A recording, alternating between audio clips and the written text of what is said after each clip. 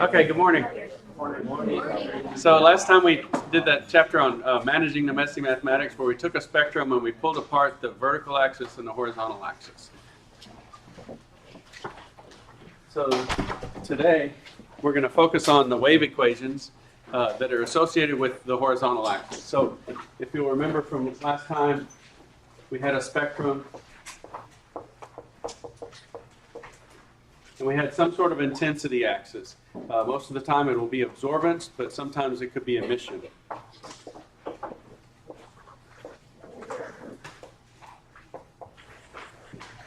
Can you see that up there? All right. And then this is some sort of transition energy.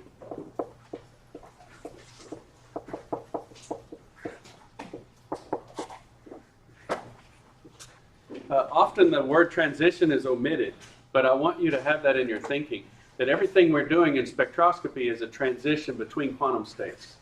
So we're jumping from a lower state to a higher state if it's absorbance, because it's absorbing light.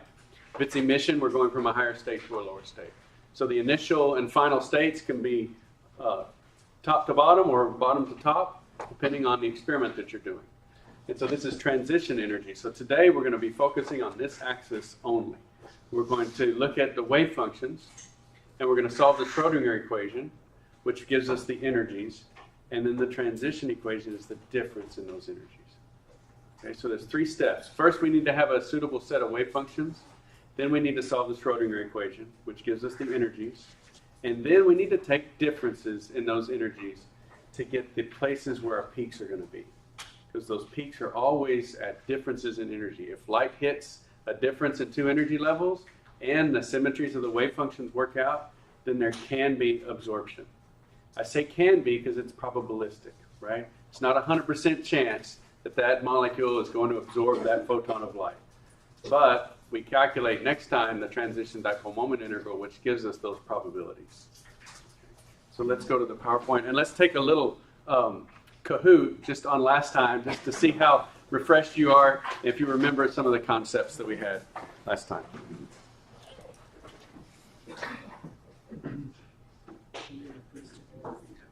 Okay.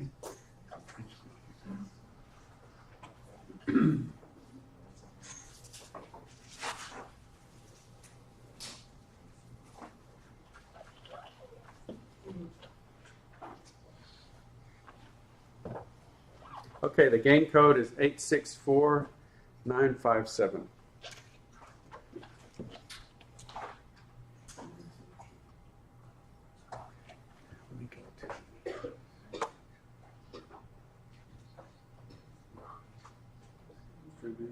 Yeah, I'm trying to get the, yeah, there we go, that's the one I need. Okay, 864957.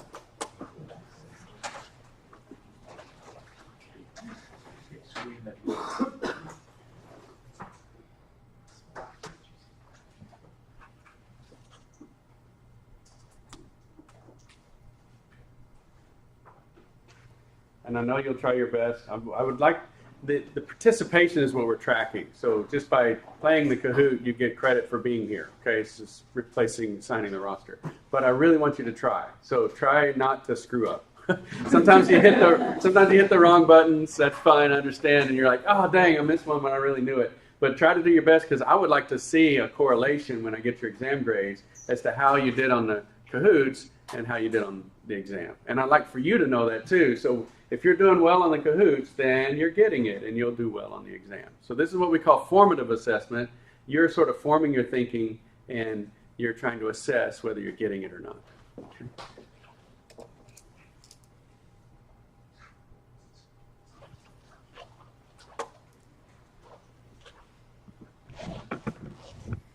The question is, how many peaks do you see?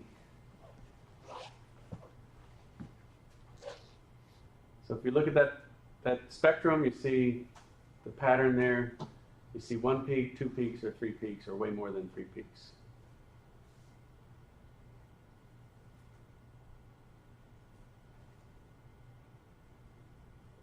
All right, very good. Now there may be way more than three peaks, but you can only really identify three. There was a major peak, a shoulder, and then a smaller peak. You want to look at the spectrum again?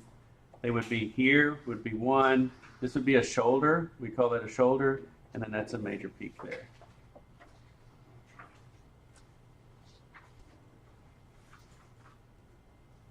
This equation applies to which axis of the spectrum? So here's the spectrum here. That's a really long equation that we looked at last time. Does that apply to the vertical axis or the horizontal axis? Red is horizontal, blue is vertical.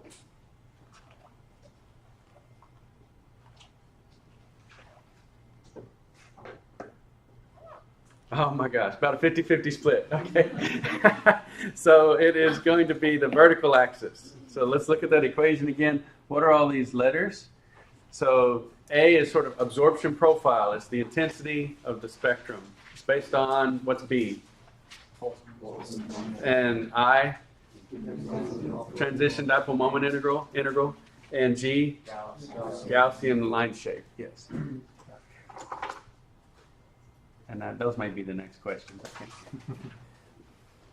Which piece of the intensity equation is temperature dependent? So the red is Boltzmann distribution, blue is transition dipole moment integral, and G is the Gaussian line shape, that's orange, and then green is both B and I. So this will make you think.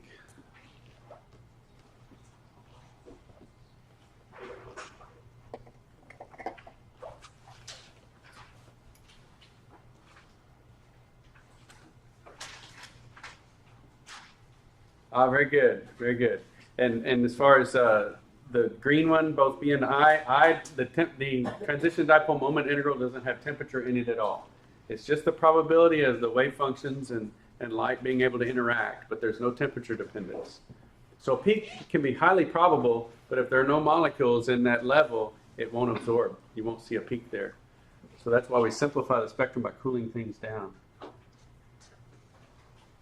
Which one of these will calculate the emission intensity? The emission intensity. Now there are several types of transition: absorption, emission, and scattering. So that's what we're looking at. Is it the top one with x or the bottom one with x squared?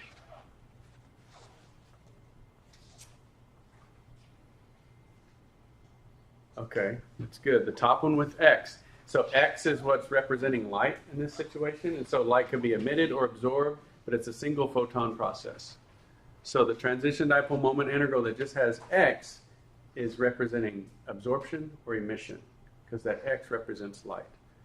What about x squared, scattering? It's a 2-photon process. Light can bounce off a photon in, a photon out. Those are your 2 photons, and that's why that's x squared. The Boltzmann distribution calculates what? In red, it's the intensity of the excited states.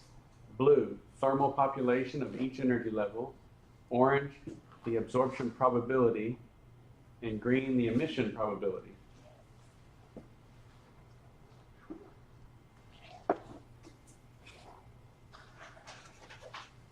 Very good. I like to see that high number there. Thermal population of each energy level. Boltzmann distribution is thermal equilibrium. In fact, that's how we define if a system's at thermal equilibrium, if it matches the Boltzmann distribution.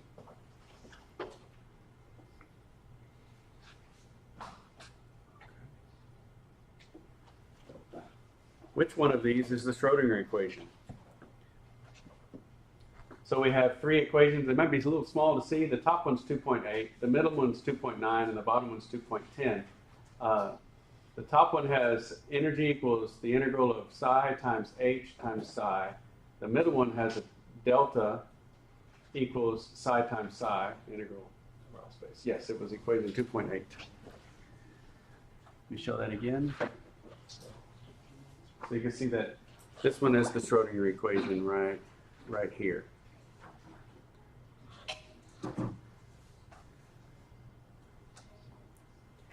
Which axis in the spectrum uses the transition equation? Is it the vertical axis or the horizontal axis? And the top is the transition energies, the middle is the transition frequencies, and the bottom is the transition wavelengths.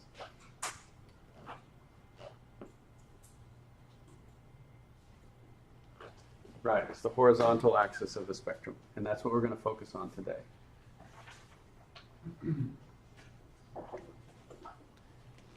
True, false. The 1D particle in a box wave functions depend upon the temperature.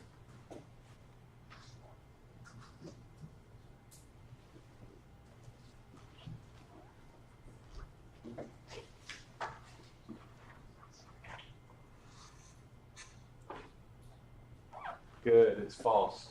There's no temperature in that equation at all. Okay. Now, if you excite a molecule to higher quantum states, it has a different wave function, but the temperature is not in the wave function. It's really the Boltzmann distribution that's telling you that you have excited molecules. All right. Yay, congratulations, whoever you are at this point.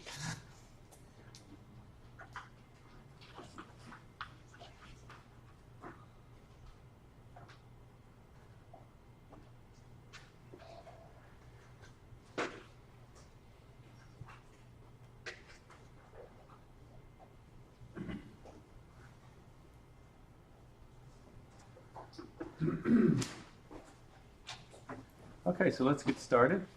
Let's see, control 1.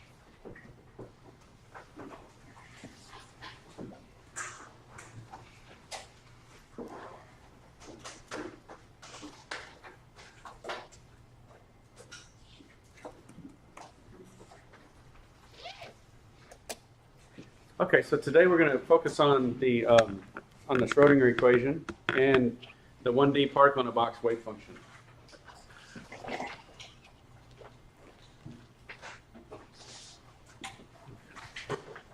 And so there was a section called the quantum postulates that was supplemental information on the last lecture. Go ahead and read through those. In the last book, there was a whole chapter devoted to that. It's really just narrowed down to a small paragraph, if you will, in the new book. But two main pieces of information in those quantum postulates are important for our task today.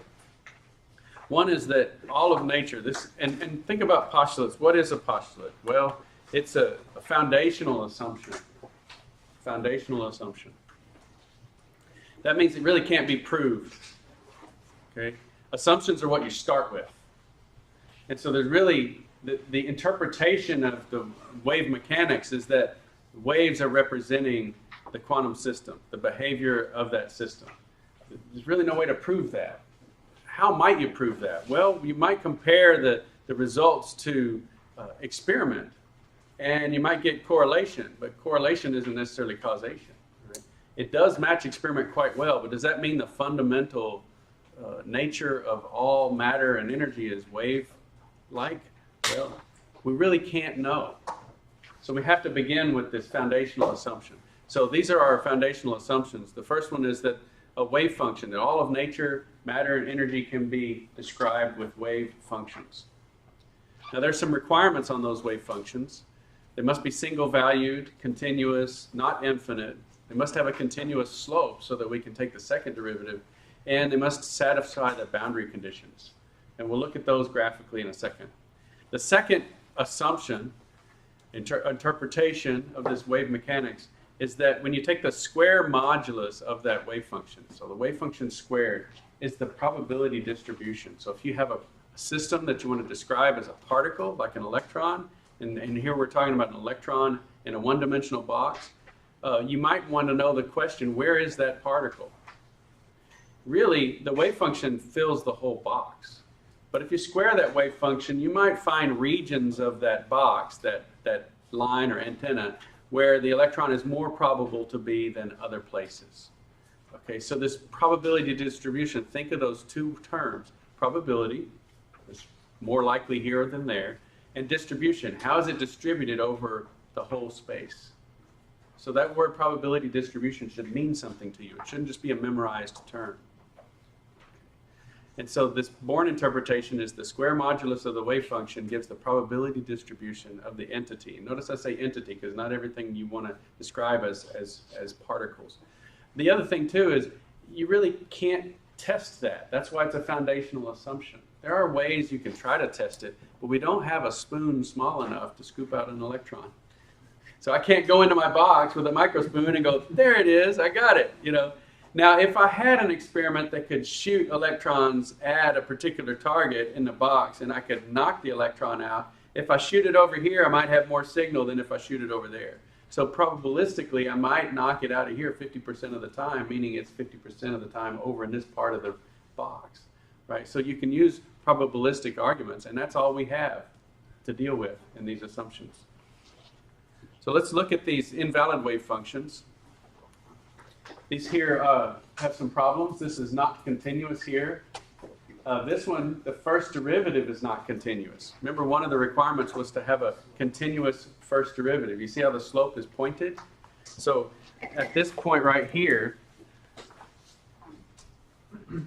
okay, if I'm taking the slope from this side, I have one value. If I'm taking the slope from that side, I have a different value. So if I were to take the first derivative and plot it, I'd have a discontinuous slope. And at that point, the slope would have two possible values. And I can't take the second derivative then. So I think another way to say that is your wave functions can't be pointy. They've got to be smooth. Okay. So as long as they're smooth, we're good. Now, I'm not going to be giving you equations that are pointy or whatever, but I'm just saying these are the requirements on the wave functions. Okay. And then it has to be single valued. Notice that if I pick an x value here, my function has 3 values at that particular point, and that's a bad wave function. So every x point has to have a single y point. It must be single valued. And it has to be finite, because again, with that square it, integrate over all space, the integral over all space of the squared wave function must equal 1, because it's probabilistic, right? And if I look everywhere, I need to have the probability of 100% of finding the particle. If it goes to infinity, how do you square infinity? And then you're going to integrate that. That's not going to work. Okay, so your wave functions have to be finite. And then this satisfying the boundary conditions, even if your boundary conditions go to infinity, we kind of talked about this last time, if the particle is captured by a positive charge, say an electron on a hydrogen atom, the boundary condition at infinite distance, it must go to 0. And so that wave function must go to 0 gradually as it gets further and further from the nucleus. Before we move on into the calculus, I had a couple of people email me with questions. So let's stop here and ask any questions from the homework, like on the vocabulary terms or so on. Please raise your hand, because I'm guaranteeing there's others in class that have the same question. And it's the most efficient way to address those questions here together.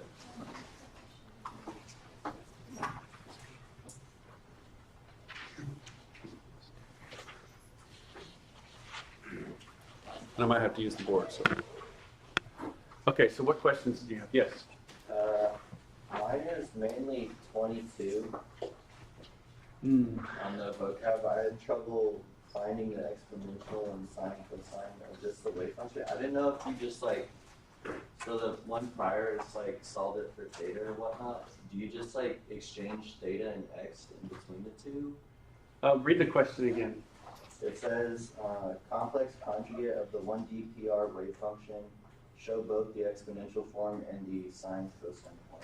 Oh yes. So the exponential form is say psi is equal to e to the I m phi. Okay. And if that's psi, then read that little section in the book, or if you want to. I think there's a link on Blackboard for a review of imaginary numbers, okay?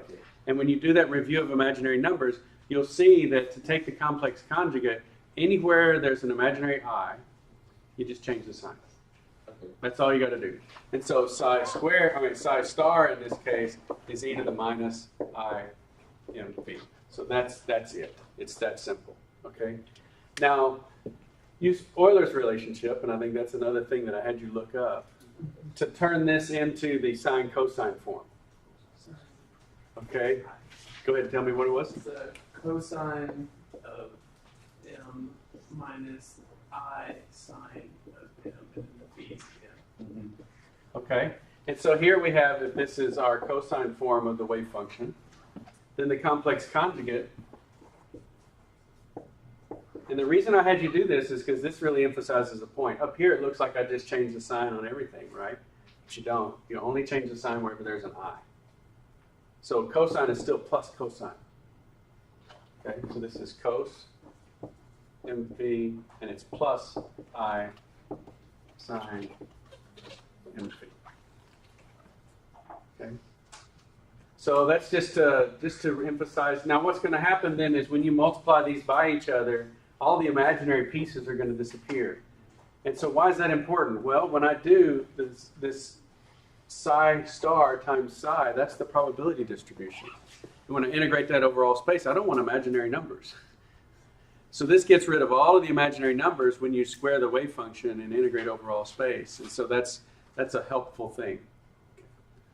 So in our particular examples, the particle on a ring wave function will be the only one that we encounter. We actually have to do that. Okay, the particle in a box wave functions are real, so we don't have to deal with the imaginary numbers. All right. Other questions? Yes. I know the N doesn't stand for mass, and it's super line. It's just the quantum number. This is the rotational quantum number here. Oh. Yeah, so let me go ahead and put that here. Quantum number, that's it's rotational, so that's our axis, our rotational degree, and this is the square root of -1. All right. Good questions. Okay, were there any other questions on the vocabulary? Yes? I was having a little bit of problem on number 9 in the work problem. Okay. Read it to me, please. If the transition dipole moment results in usually negative 200, and what is the estimated intensity of this transition? I just had a control. I'm just trying to drive you to the fact that the integral may be positive or negative, but intensity is related to the square. So you would just square that. Yeah. And so it'd be positive, and you square the number. Yeah. All those vocabulary ones were really just supposed to be really quick. And so if you're trying to write a half page or whatever on any one, you're not gonna you're gonna go to 20 pages or something like that. So I know it was intimidating to see this list longer than your leg of all kinds of words and concepts, but it was just to hit them quickly. Let's say you don't have the book, right? You can find this in any PChem book. You could even Google it, okay? These are such common terms in spectroscopy that you'll be able to find them anywhere. Also, I mean, even to say the worst possible thing here on the tape, which is going to go onto YouTube, these physical chemistry concepts, I haven't run across an error on Wikipedia at all. Now, I would never go to Wikipedia to find out a historical fact or who to vote for, okay? But I've gone there to find surfactants. I've gone there to get, all kinds of chemical information. So I'm not saying make that your primary source. But if you want to know the difference between absorption and emission, it's going to be right. Even the imaginary numbers and trigonometric substitutions, they're great. Now, sometimes you get some mathematical crazy person that's edited that page, and it's way more depth than you could ever imagine. Okay, so shop around. But the point is, you're going to find this information. You may think PChem is something nobody knows. That's not true. It's all out there, and you can find these terms. Okay, so be creative. Okay, and then check it with your book. But once you get the book, that's the fastest way to go. You go to the index, boom. Imaginary numbers, turn to the page, there it is, and it's relevant to the course. So once you get the book, that's your best resource. Okay.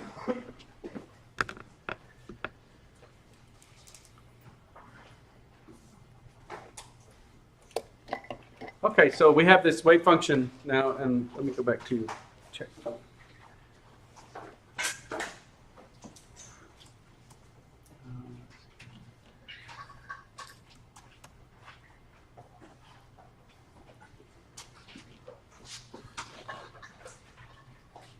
Okay, we have these common wave functions. So we're going to be dealing with the particle in a one-dimensional box. And so that wave function is very simple.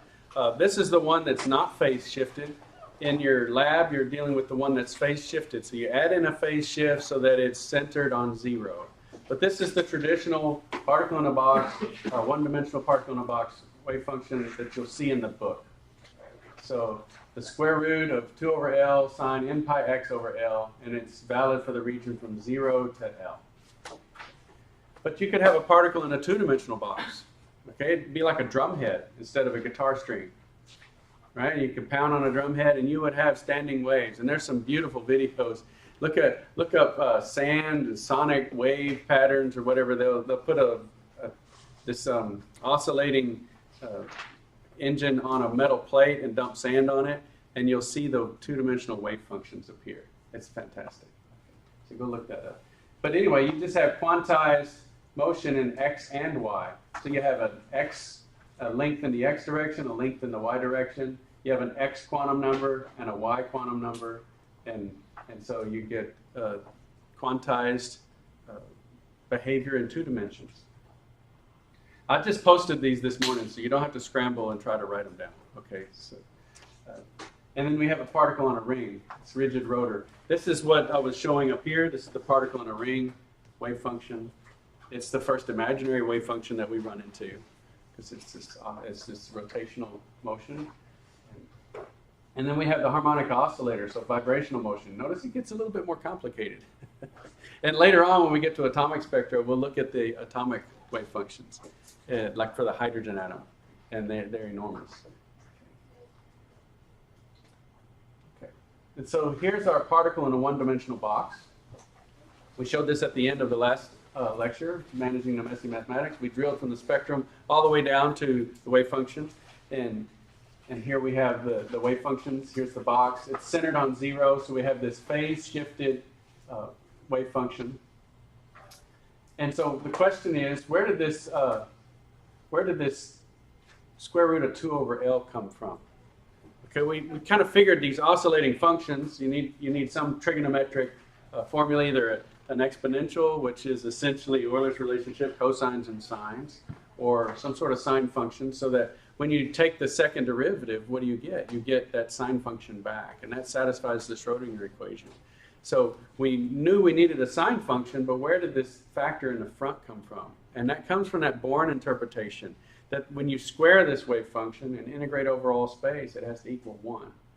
Well, you kind of force it to equal 1 by putting a normalization constant in front. So this square root of 2 over L is the normalization constant. Well, let's see where that comes from. So let's do the math on this one.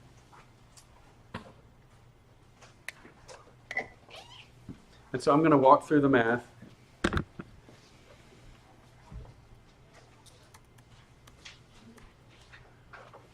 And so here we have our wave function.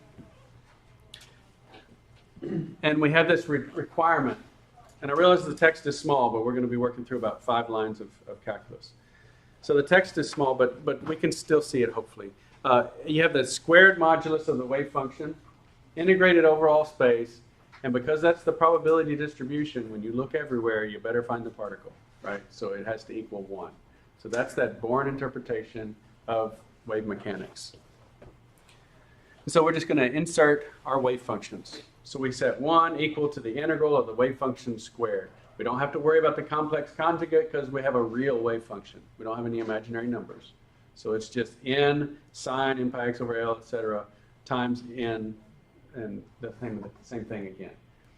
So what would you do if this was your problem? Well, I'd pull the ends out front and move them to the other side, and I would combine my sine. So I'd have sine squared, right? So that's what we would do. So that's what the next step is. I pull my n out to the other side, and I combine my sines.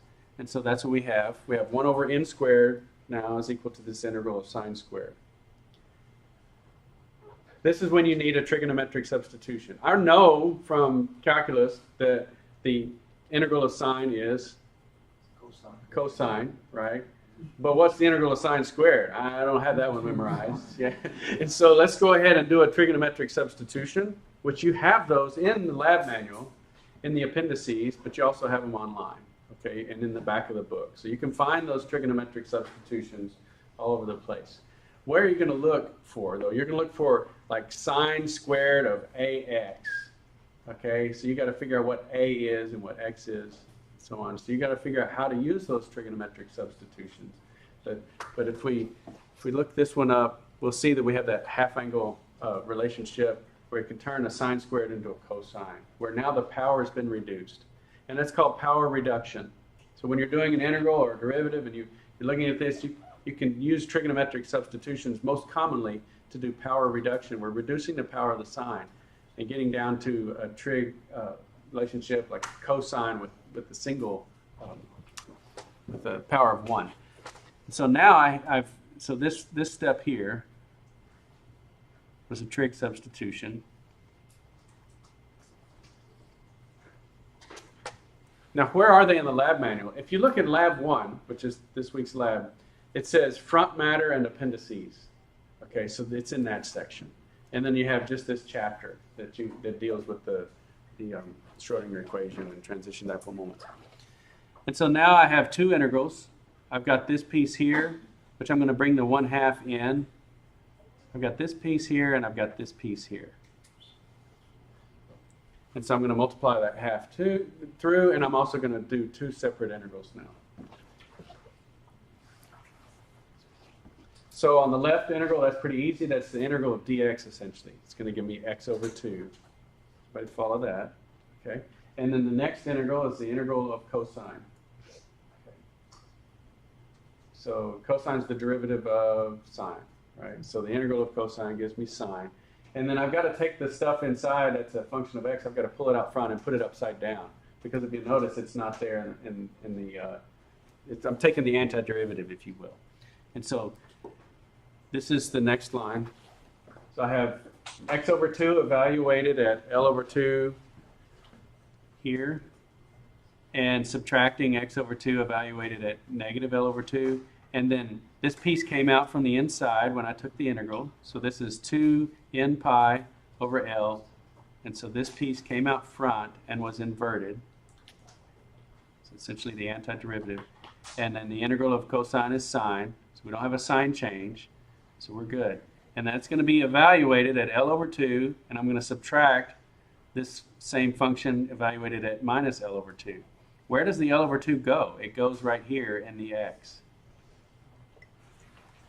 So we're going to write that function out with L over 2 wherever there's an x. And so here's the full result of those integrals. We've got down here L over 2 divided by 2, so L over 4 minus a negative L over 4. So this is going to add together to give us L over 2. And then over here we have L over 2 in place of x and minus L over 2 in place of x. So let's evaluate these real quick. So I've got the over 2, that cancels this 2 here. I have L over L, so that's gone. I can get rid of this 2 as well.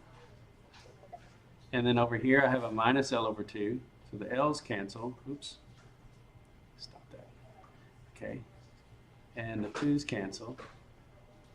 And so I have minus n pi plus n pi, because these 2's are gone. So that's the sine of 0.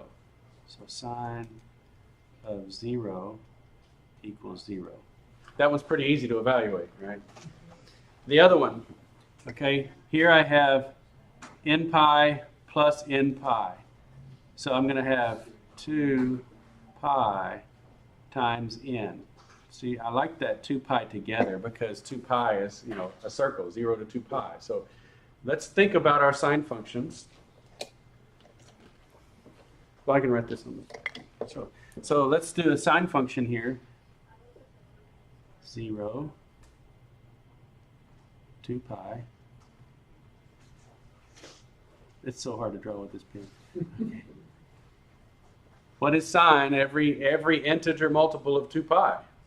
0, 0, 0, 0. No matter what my quantum number is, that result of that piece of the integral is going to be 0. So I have 0 minus 0 on the right. And the only thing that survives is my L over 2. So it's not that bad, not that intimidating. You see math like this, I don't want you to lock up. I don't want you to shut down. Okay? Just work your way through it. You've had algebra, you've had calculus, 1 and 2. You're able to do this. Okay? Now, what if, when you're doing your transition dipole moments, you may end up with cosines here. Okay? Cosine of 0 is 1. Cosine, every multiple of 2 pi, 1. And so we'd have 1 minus 1. It might still equal 0, but we've got 1s, right? So sometimes when you have cosines, these terms don't vanish, okay? Sometimes you have pi over 2s, right, where then now sine is equal to 1. So just got to pay attention. But most of the time when you're evaluating these integrals, you're going to hit these sort of cardinal points where sine or cosine is equal to 0 or 1. Okay. And so this one, because it's integer multiples of pi, or 2 pi, that's going to go to 0. And so our result is here, 1 over n squared is L over 2. And so we will, let's see if I can erase this. It's going to be in the way. Hey, that's nice. Okay. And so therefore that normalization constant at the beginning, n, that's going to make our wave functions normalized is the square root of 2 over L. So that's where that front factor came from. And this is called normalization. And you have to do it for all the wave functions, for the harmonic oscillator, for the hydrogen atom, and everything. We're just going to focus on this one. I've already done it for you. So just walked you through it. That's it. That's normalization of the wave function. Let's look now quickly at the Schrodinger equation. So it won't always be square root of 2 over L. Yes, it will. For the particle in a box wave function, that's it all the time. Okay? So now for the Schrodinger equation, this is the Schrodinger equation. Notice it's h psi equals e psi. It's an eigenvalue, eigenvector problem. There's a little bit at the back of the notes to tell you about the history of that word, eigenvalue, eigenvector. But essentially, it's an operator, h, the Hamiltonian operator, operating on a wave function, and you get a constant back in front and that wave function again. So the wave function has to return after taking the second derivative. And that's great because sine, derivative, first derivative is cosine, second derivative is minus sine. And so you get the sine back. So sine functions are totally compatible with the Schrodinger equation. So let's do this fairly quickly. This one's actually easier than the last one. So I've taken the Hamiltonian here. You see it's this Hamiltonian is this piece right here. Then the wave function, then e, then the wave function. So I take the first derivative of sine, I get cosine, and I pull these terms out because you've got to take the derivative of the argument inside. This is the only piece that's a function of x, and so it comes out front. And now I've got the second derivative. I've taken the first derivative, I take a derivative again, and I get minus sine. So don't forget this. So cosine to sine gives me a sign change. And this piece in the middle comes out again. That's pretty easy, right? Just take the derivative twice and make sure you pull the stuff out of the middle, okay? I haven't done anything to the right side of the equation because I don't need to. It's just a constant times my wave function. And now by comparison, we can simplify things. We also want to look at this h bar. This h bar here is h over 2 pi. And so I've got some pi's inside that h bar, and I've got pi's now that came out of my cosine and sine functions. And so I'm going to simplify everything. So my pi squared cancels my pi squareds. 2 squared is 4. It ends up down here with this 2. It becomes an 8. And I have h squared, n squared over 8ml squared. So those are my energies for my particle in a box. So we've done it. We've solved for the energies of the particle in a box system. Notice some things about this energy equation. It is related to the square of the quantum number. That tells me my energy levels are not equally spaced, right? The distance from 1 to 2 is the difference between 1 and 4, and then it goes 1, 4, 9, 16, and so on. It goes up as the square of n. Okay? Where's mass? Denominator. So if my masses get bigger, my energy levels collapse. These are the questions I really want you to know. If I double the mass, my energy levels drop by half. Okay? What about the box? Where's the box? Box length is in the denominator, and it's the square. If I double the length, it's square dependence. So the energies drop to a quarter. They drop by 4 times. Okay? Yeah. So these energy equations are really important. Okay, if I give you an energy equation, no matter what it is, you should be able to look at it and read it like a paragraph. You remember those reading comprehension test questions that you had to take? STAR and all those things. You get the question and you go back to the paragraph and say, what's it asking about? You know, you're supposed to read it and retain it and answer the question. But you know what you do. You're like, go back if I can and try to dig through and say, you know, it says, what was the fisherman's dog's name? And you're like, what the heck? So you go back and you find the dog in the story and that's his name. Same thing with these equations. Don't lock up when you see these mathematical equations. If I ask you a question about it, go read it like a book. I ask you a question about mass, go to the equation. Where's mass? Denominator. If I make the mass bigger, energy levels crash down. Now, what does that tell us about quantized effects? This is telling us the spacing in the energy levels. If I go from an electron's mass to my mass, can you tell my quantized states? No. And it's not an insult, okay? You cannot tell my quantized nature because I'm too big. My mass is in the denominator, and those quantum effects can't be detected. In this room, if I put an electron in this room and it's only confined to this room, think of how big L is. No way to test the quantized nature of gas molecules flying around, okay? But if you put them in a box that's on the order of 7 angstroms, now you've got huge differences in the energy levels. Okay, so there's really no transition from the macro world to the quantum world. It starts to occur smoothly around the 100 nanometer range. So the hundreds of nanometers is where we talk about nanoscience. That's when these quantum effects start to emerge. When L starts to shrink down and get into the hundreds of nanometers, then we start to see quantum effects.